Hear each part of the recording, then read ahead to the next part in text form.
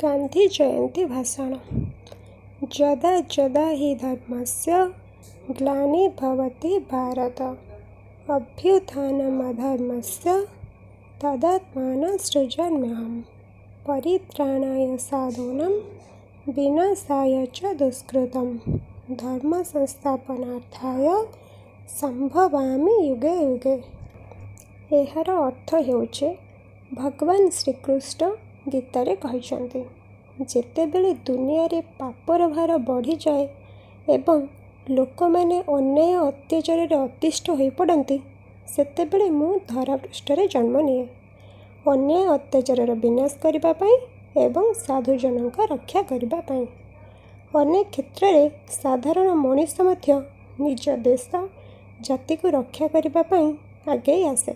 ନିଜ କର୍ମ, ଅଧ୍ୟବସାୟ ଏବଂ ତ୍ୟାଗ ବଳରେ ଦେଶର ଇତିହାସକୁ ବଦଳାଇ ଦିଏ। ନିଜର କର୍ମ ଯୋଗୁଁ ବିଶ୍ୱବାସୀଙ୍କ ପାଇଁ ପାଲଟିଯାଏ ମହାପୁରୁଷ ଏବଂ ଦେବତାମାନଙ୍କ ପରି ଚିର ନମସ୍ୟ। ଯେତେବେଳେ ସାରା ଭାରତବର୍ଷ ଇଂରେଜମାନଙ୍କ ଅନ୍ୟାୟ ଅତ୍ୟାଚାରରେ ପୀଡ଼ିତ ଅକଥନୀୟ ଯନ୍ତ୍ରଣାରେ ଜର୍ଜରିତ ହେଉଥିଲା, ସେହିଭଳି ଏକ ଘଡ଼ିସନ୍ଧି ମୁହୂର୍ତ୍ତରେ ମହାତ୍ମା ଗାନ୍ଧୀ ଭାରତୀୟମାନଙ୍କର ନେତୃତ୍ୱ ନେଇ ସତ୍ୟ, ଅହିଂସା, ଅସହଯୋଗର ଅସ୍ତ୍ର ବଳରେ ଶକ୍ତିଶାଳୀ ଇଂରେଜ ସେନାଙ୍କୁ ପରାସ୍ତ କରି ଆଣିଥିଲେ ଭାରତ ପାଇଁ ସ୍ୱାଧୀନତା।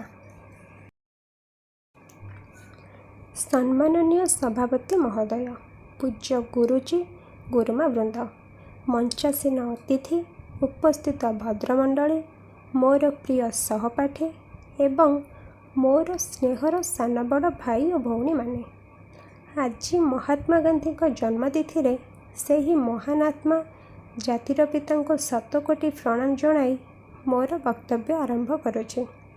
ମୋର ବକ୍ତବ୍ୟର ବିଷୟବସ୍ତୁ ସେହି ଜଣେ ସାଧାରଣ ମଧ୍ୟବିତ୍ତ ପରିବାରରେ ଜନ୍ମ ମୋହନଦାସ କରମଚାନ୍ଦ ଗାନ୍ଧୀଙ୍କ ଜୀବନଯାତ୍ରା ଉପରେ ଆଧାରିତ। ଜଣେ ସାଧାରଣ ବ୍ୟକ୍ତିରୁ ମହାତ୍ମା ହେବାର ଜୀବନଯାତ୍ରା ସହଜ ନଥିଲା। ଅନେକ ବାଧାବିଘ୍ନ, କଷ୍ଟ, ଯନ୍ତ୍ରଣା ଜର୍ଜରିତ, ତ୍ୟାଗ ଏବଂ ବଳିଦାନପୂର୍ଣ୍ଣ ଥିଲା ଏହି ଜୀବନଯାତ୍ରା। 1869 ମସିହା ଅକ୍ଟୋବର ମାସ 2 ତାରିଖରେ ଗୁଜରାଟର ପୋରବନ୍ଦରରେ ଏକ ଗୁଜରାଟୀ ବୈଶ୍ୟ ପରିବାରରେ ଜନ୍ମ ନେଇଥିଲେ ଗାନ୍ଧୀଜୀ। ତାଙ୍କ ମାତାଙ୍କ ନାମ ଥିଲା ପୁତୁଲିବାଇ ଓ ପିତାଙ୍କ ନାମ ଥିଲା କରମଚାନ୍ଦ ଗାନ୍ଧୀ। ତାଙ୍କର ପୂରା ନାମ ଥିଲା ମୋହନଦାସ କରମଚାନ୍ଦ ଗାନ୍ଧୀ।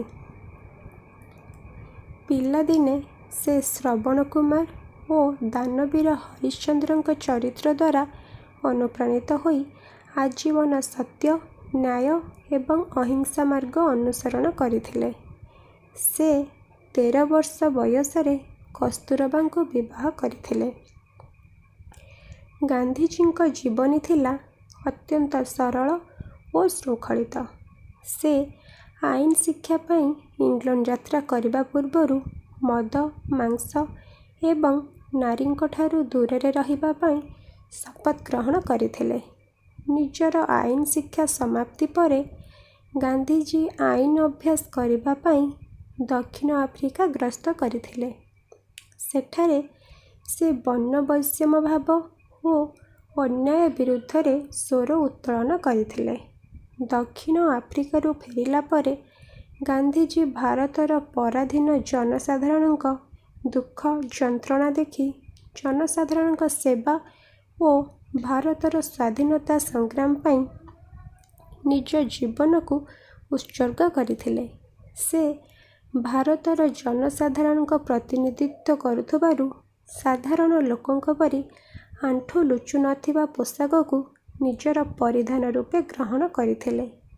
ଗାନ୍ଧୀଜୀଙ୍କ ସରଳ ଜୀବନଶୈଳୀ, ସତ୍ୟନିଷ୍ଠା ଓ ତ୍ୟାଗ ପାଇଁ ଗୁରୁଦେବ ରବୀନ୍ଦ୍ରନାଥ ଗାନ୍ଧୀଜୀଙ୍କୁ ମହାତ୍ମା ଉପାଧିରେ ସମ୍ବୋଧନ କରିଥିଲେ। ଗାନ୍ଧୀଜୀ ଭାରତ ସାରା ବିଭିନ୍ନ ସ୍ଥାନରେ ଭ୍ରମଣ କରି ଲୋକମାନଙ୍କୁ ଉଜାଗର କରିବା ସହିତ ଅନେକ ଆନ୍ଦୋଳନର ନେତୃତ୍ୱ ନେଇଥିଲେ। ଗାନ୍ଧୀଜୀ ହିଂସାର ଘୋର ବିରୋଧୀ ଥିଲେ। ସେ ସତ୍ୟ, ଅହିଂସା ମାର୍ଗରେ ଚାଲି ଦେଶକୁ ସ୍ୱାଧୀନ କରିବାକୁ ଦୃଢ଼ ନିଶ୍ଚୟ କରିଥିଲେ। ସେ 1917 ମସିହାରେ ବିହାରର ଚମ୍ପାରଣଠାରେ ନୀଳ ଚାଷୀମାନଙ୍କ ସତ୍ୟାଗ୍ରହର ନେତୃତ୍ୱ ନେଇଥିଲେ। ବିଦେଶୀ ବସ୍ତ୍ର ବର୍ଜନ ଓ ଇଂରେଜମାନଙ୍କ ସହ ଅସହଯୋଗ ପାଇଁ ଗାନ୍ଧିଜୀ ଆହ୍ୱାନ ଦେଇଥିଲେ। 1931 ମସିହାରେ ଲବଣ ସତ୍ୟାଗ୍ରହର ନେତୃତ୍ୱ ନେଇ ଗାନ୍ଧିଜୀ ବନ୍ଦୀ ହୋଇ ଜେଲ୍ ଦଣ୍ଡ ଭୋଗିଥିଲେ। ଗାନ୍ଧିଜୀଙ୍କ ନେତୃତ୍ୱରେ ଦେଶ ସାରା ଆନ୍ଦୋଳନର ବହ୍ନି ପ୍ରଜ୍ୱଳିତ ହୋଇଥିଲା।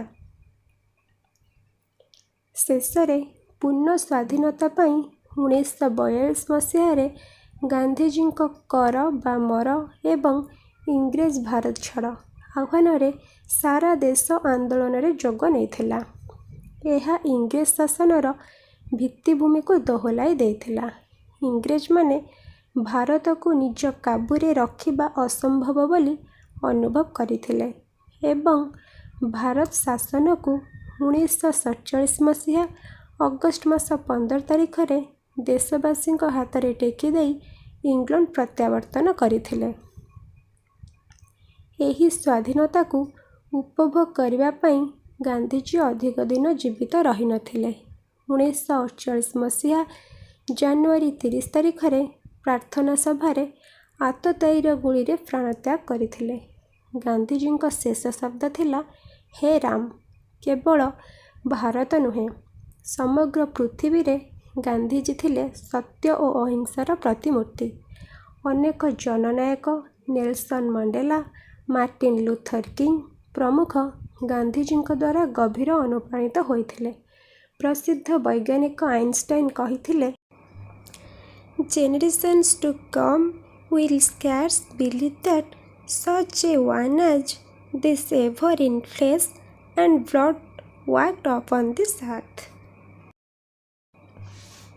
ଆଜି ଗାନ୍ଧିଜୀଙ୍କ ମୃତ୍ୟୁର 7 ଦଶନ୍ଧି ପରେ ମଧ୍ୟ ଗାନ୍ଧିଜୀଙ୍କ ନୀତିର ଗଭୀର ପ୍ରାସଙ୍ଗିକତା ରହିଛି।